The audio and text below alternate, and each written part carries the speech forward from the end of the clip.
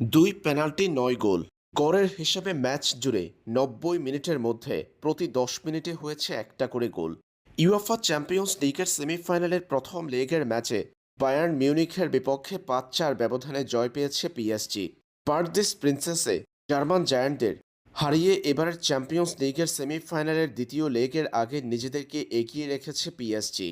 পুরো ম্যাচ জুড়ে আক্রমণাত্মক ফুটবল খেলেছে তারা, অন্যদিকে বল দখলে এগিয়ে ছিল বায়ার্ন। ম্যাচের শুরুতে এগিয়ে যায় বায়ার্ন মিউনিখ।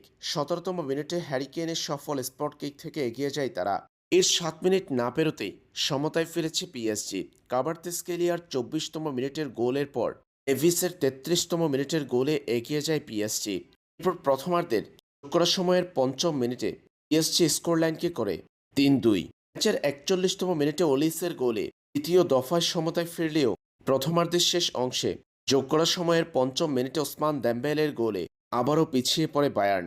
৩-২ গোলে এগিয়ে থেকে প্রথমার্ধের খেলা শেষ করে পিএসজি। পরে দ্বিতীয়ার্ধে কাভার্তেসকেলিয়ার গোলে পিএসজি স্কোরলাইন করেছে ৪-২। ম্যাচের ৫৬তম মিনিটে নিজের দ্বিতীয় গোলের দেখা পেয়েছেন কাভার্তেসকেলিয়া।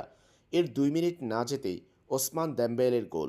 ৫৮তম মিনিটে তার গোলে পিএসজির স্কোরলাইন হয় ৫-২।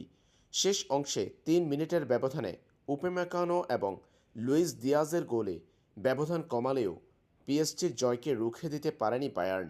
ম্যাচের ৬৫তম মিনিটে উপেমেকানো পেয়েছে গোলের দেখা। এরপর ৬৮তম মিনিটে লুইস দিয়াজের গোলে কেবল ব্যবধান কমেছে বায়ার্নের। দ্বিতীয় লেগে এখন পিএসজি এই লিড ধরে রাখতে পারলেই চলে যাবে ফাইনালে। অন্যদিকে ফাইনালে যেতে হলে বায়ার্নকে জিততে হবে অন্তত ২-০ গোলে।